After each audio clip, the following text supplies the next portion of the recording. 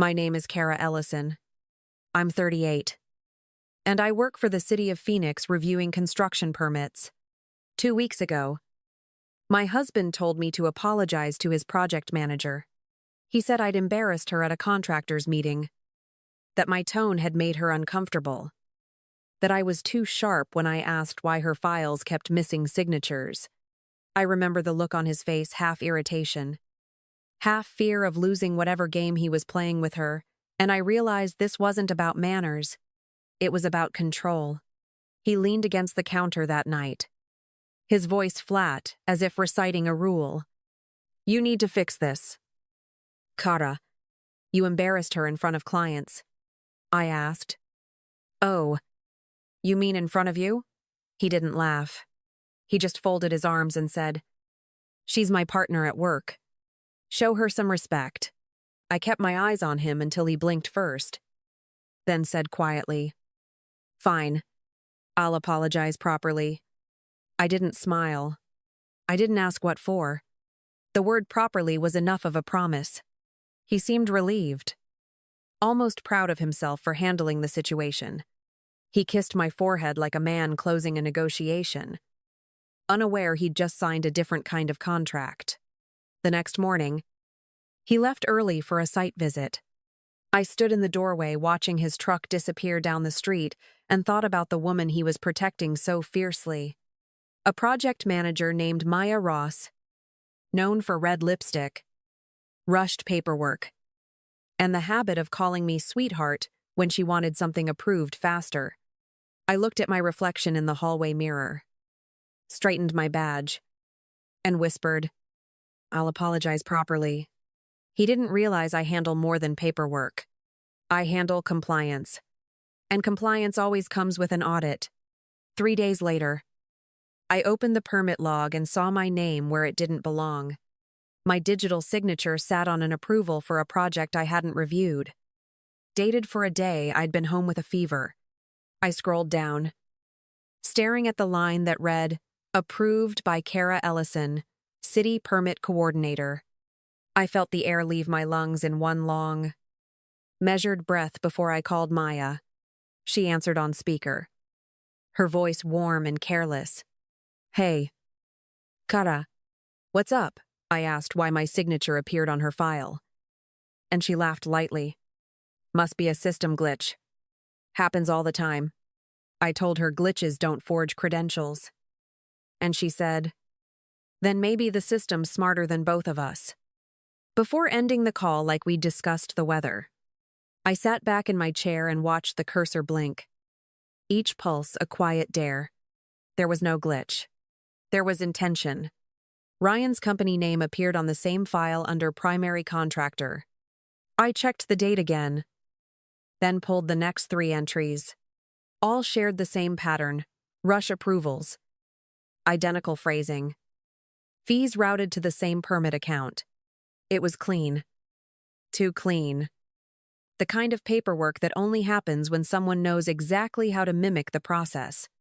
That night, Ryan came home later than usual. He smelled like concrete dust and aftershave, both a little too polished to mix naturally. Over dinner, I said, You landed something new lately? Saw your company name on a few permits. He didn't look up from his plate. Yeah. Small projects. The city's finally moving fast for once. I stirred my coffee, letting silence stretch until it felt like a thread about to snap. Fast approvals. I said, almost suspiciously fast. He shrugged, smiling like I'd complimented him. You know the right people. Things move. Or maybe, I said, someone's helping you move them. His fork clinked against the plate. You're imagining things. Kara, you've been stressed. I smiled back. Then you won't mind if I imagine an audit. He didn't answer. Just reached for his glass and drank until the moment passed. I watched him, noting how guilt looks a lot like irritation when it's cornered too early. The next morning, I arrived at City Hall before sunrise. The building was quiet except for the hum of the servers. I ran the access logs again and traced the IP linked to my credentials. It wasn't from inside the city network, it was from a contractor's laptop registered to Ellison Contracting. I printed the records, each page sliding into the tray like a heartbeat, steady and undeniable. The paper was cold in my hands, but my thoughts were colder. Back at home, Ryan texted. "Still mad about the Maya thing?" I typed. "No. I'm thinking about sending flowers to the right department." I didn't wait for a reply. Instead, I opened a new spreadsheet labeled Private. And under the first line I wrote, "Evidence begins here." Then I closed my office door and locked it. The sound neat and final. The way truth always sounds before it breaks. The more I looked, the more the pattern unfolded. 10 projects, all cleared with identical timestamps. All approved through my credentials. Each file was cleaner than the last. Perfect to the point of suspicion. I scrolled through the permit IDs, the routing numbers, the payment paths, and every arrow pointed back to Ellison Contracting. It wasn't a coincidence, it was choreography. I spent the next morning inside the records database, comparing the approved files against the ones I'd personally handled. My permits had the usual imperfections, missed commas, spacing inconsistencies, human fingerprints in digital form. The forged ones looked like they'd been printed by a machine that never blinked. I pulled copies of each and sent them from my city email to my personal inbox. Subject line, Audit Backup. I never deleted them. At lunch, I walked to the compliance division pretending to drop off routine paperwork and found Thomas Vale reviewing budgets at his desk.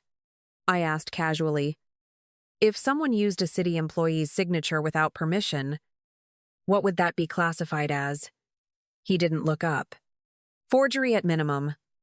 Fraud if there's money involved. I nodded and said, good to know. Hypothetically. He finally looked up. Hypothetically. I smiled. I'm hypothetically furious. He chuckled, thinking it was office sarcasm. But his eyes stayed on me as I walked away. I think he knew something sat beneath that smile. Back in my office, I compared transaction reports from the finance department. The rush fees attached to the forged permits totaled over $2,800, rerouted through a third-party processing firm that handled contractor payments. I traced the account numbers and found them tied to Ryan's business ledger. My stomach stayed calm while my pulse didn't. I opened a blank document and began writing a timeline: dates, permit numbers, amounts, cross-references, the chain of evidence forming like a map I couldn't unsee. The further I wrote, the colder my hands became. But the clarity was almost soothing.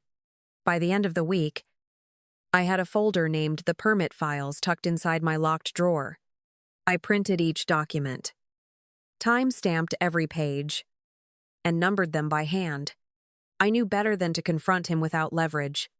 That night, Ryan came home humming under his breath, the same tune he used when he thought he was in control. I poured 2 glasses of water and asked, "Do you ever think about how fast things move when nobody's watching?" He smiled without asking what I meant. "I think you worry too much." Kara. I set the second glass down untouched. Good. Then we balance each other. It's not hected. Over the next few days, I kept building my case. I visited the public record archive, downloaded the building inspection images tied to those permits, and matched the dates with Ryan's travel receipts. Every trip he took corresponded perfectly with each forged approval. It was a system disguised as coincidence. I printed them all, the ink still warm when I stacked the papers on my desk. Each time I closed a file, I whispered the same thing to myself. Document everything. It became my prayer, my mantra, my safety net. Late Friday afternoon, Thomas stopped by my cubicle. He leaned on the partition and said, "You know, that hypothetical question of yours, if it ever becomes less hypothetical, You should come straight to me.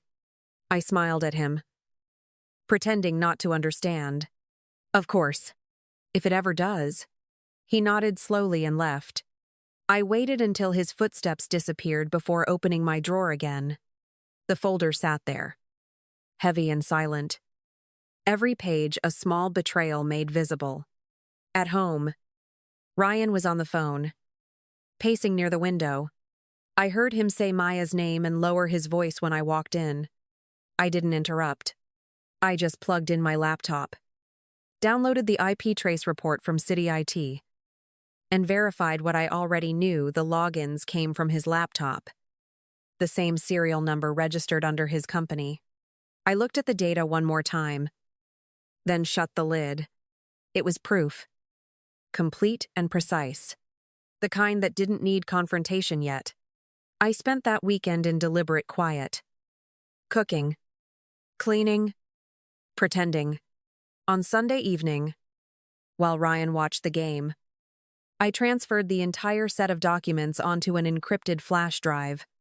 The click of the drive locking into place sounded like punctuation at the end of a sentence I hadn't finished reading. I slipped it into the lining of my work bag. The next morning, I would start phase 2. I didn't know how this would end. Only that it would be thorough, procedural, and final. I scheduled the meeting under permit reconciliation, internal review. Ryan thought it was a quick compliance check. Maya came because she always came where the trouble smelled expensive. Thomas was there too. His tone polite but watchful. A man who'd seen too many small-town schemes dressed as paperwork. I walked in with my folder, my badge, and that cold steadiness that comes when you already know the ending. Ryan leaned back in his chair, smiling like this was social. You look serious. Kara, am I in trouble? I said. Not yet. Though you might want to hold your jokes until you see what's on the agenda. Maya laughed softly, crossing her arms. Is this about that system glitch again?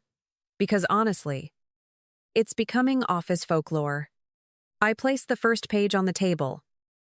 The header, reading City of Phoenix, Permit Approval Summary. The laughter stopped the moment my name appeared in the signature line. Thomas adjusted his glasses. That's your digital authorization. Right? I nodded. It is. Except I didn't authorize it. Ryan cleared his throat. You're saying someone forged your name, I said. I'm saying someone used my credentials to fast-track 10 projects tied to Ellison Contracting. Maya blinked slowly, still trying to control the air in the room. That's a serious accusation. Kara. I met her eyes. Good thing I brought evidence instead of accusations. I know. Ryan chuckled, leaning forward. You've really gone deep into this. Huh? You think I'd risk our marriage for a few permits? I said. You already did. His expression shifted one fraction of a second too slow to hide the panic. What are you talking about? I opened the second page. Here's a list of permit transfers. Each transaction routes through a payment processor into your business account. Total value $28,000. Give or take a few missing morals. Thomas looked between us. The silence dense enough to measure. Maya tried to regain ground. Maybe there's an explanation. Could be a shared access error. I said. Then explain why the IP address matches Ryan's laptop. Her smile faltered. You traced it? I trace everything that touches my name. I said. Sliding the audit logs forward, Ryan reached for the papers. But I stopped him with one sentence. Don't touch it. They're copies for the file. He leaned back, folding his arms. So what now? You call the cops? Thomas spoke first. This will go to the city ethics board. The forgery alone could lead to criminal charges. Ryan laughed under his breath. Come on. Thomas, you know how messy city politics get.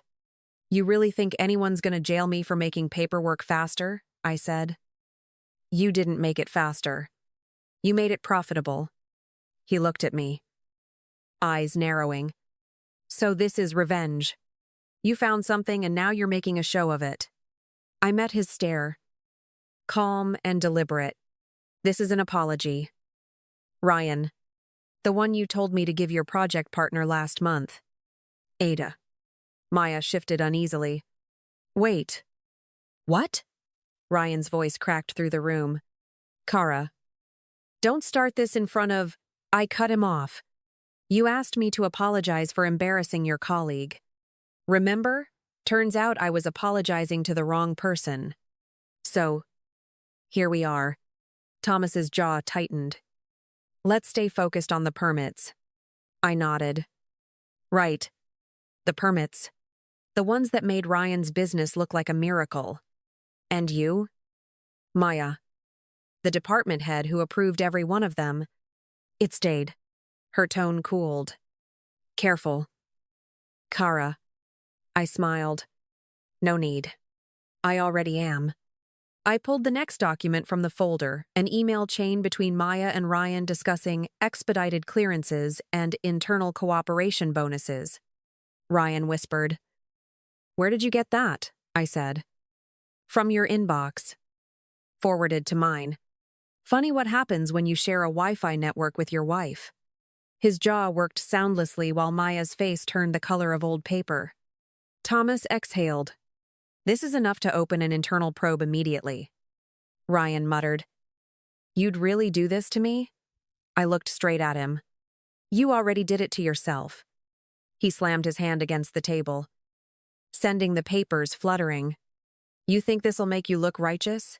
You'll drag your own name down too. I said. No. Ryan. I'm documenting how you did that for me. The room stayed silent long enough for the hum of the lights to sound like judgment. Then Maya snapped. You can't prove intent. You can't prove I knew. I replied. I don't have to prove you knew. The timestamps prove you approved. The signatures prove you participated. The only thing left to prove is how far this goes. She looked at Ryan with pure contempt. You told me she'd never find out. He smirked weakly. She wasn't supposed to. Thomas rose from his chair. All right. That's enough. We'll need both of you to surrender your access credentials immediately. 2-9. Ryan turned to me. Voice low. Sharp with panic. Kara. Think about what you're doing. We can fix this. We can handle it privately. I said. I already handled it privately when I collected the proof. Now it's public record. Maya hissed. You're ending careers. I said. No. You ended them when you started signing my name. Thomas gathered the documents. His movements precise. Mechanical. Procedural. I stood, taking the flash drive from my pocket and setting it beside the stack. Full copy of every file. Audit logs. Transaction trails. Emails. All verified. Ryan stared at it like it was a live wire. You planned this, I said. Of course. You taught me how planning works. He tried one last time. Voice softer now. You really want to destroy me? I said. No. Ryan. I want to stop building your empire for you. Then I turned to Thomas. You have what you need. He nodded. Yes. Ms. Ellison. We'll take it from here. Ryan's voice followed me to the door. You'll regret this. I looked back once. No. You will. Outside the conference room. The corridor smelled faintly of toner and cheap coffee. I walked slowly. Every step measured. My breath steady. Behind the closed door. Their voices rose in argument. One blaming the other. Both already losing control of the narrative. I didn't need to stay. The truth was self-sustaining now. And that was enough. 2 weeks later, I sat in the same conference room. But the air felt different.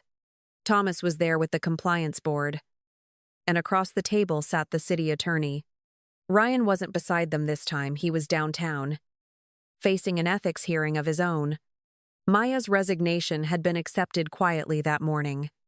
I listened as the board chair said, "Ms. Mine, Ellison, your documentation was critical in uncovering the fraud.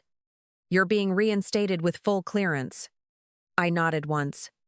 "Thank you. I just did my job."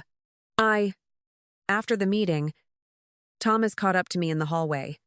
"You handled that better than most would have," he said, handing me a sealed envelope. Inside was a letter of commendation from the department. I looked at him and said, "It's strange, isn't it? How doing the right thing feels like both a victory and a warning." He smiled faintly. "The system doesn't often reward precision, but today it did," I told him. "Maybe that's justice, just quieter than people expect." At home, I found Ryan's lawyer's letter on the table. It was a proposal for a settlement, half the assets. No further contact. No admission of guilt. I called him once more. My voice even. "Ryan, this agreement says you keep the company. I want the house." He laughed bitterly. "You really think you won?" I said. "No. I know I ended it." He went silent, then said, "You'll be alone forever." "Kara," I replied. "I'd rather be alone than owned." Then I hung up, and that was the last conversation we ever had. The next morning, I drove to City Hall early. My badge worked on the first swipe, and that small green light felt like a verdict. Thomas passed me in the lobby and said, "You look lighter." I smiled. "I'm not lighter. I'm documented." He laughed quietly. "Then maybe that's better." By noon, I'd closed every pending case that had sat untouched through the investigation. I deleted the old folder labeled The Permit Files and replaced it with a new one named Clean Start. Later that week, the department issued a public statement. Ryan's contracting firm was barred from city projects indefinitely, and Maya's name disappeared from the staff directory overnight. When a reporter called to ask for comment, I said, "Everything's already on record. It was the truth, no bitterness." No elaboration. I didn't need to defend anything. Procedure had done the work. That evening, I stood outside the city building, watching the last light fade against the glass. The reflection staring back at me didn't look angry anymore, just aware. I thought of all the signatures, the numbers, the names that had once felt like weight, and realized they'd become something else. Evidence. Closure. Freedom, I whispered. Justice in procedure. Like a final stamp on the case. And walked away without looking back. Thank you for listening to my story. If it reached you, stay a little longer, share it, subscribe, and let it remind you that truth doesn't always roar. Sometimes it signs its name quietly and lets the world catch up. Every voice here matters, especially yours.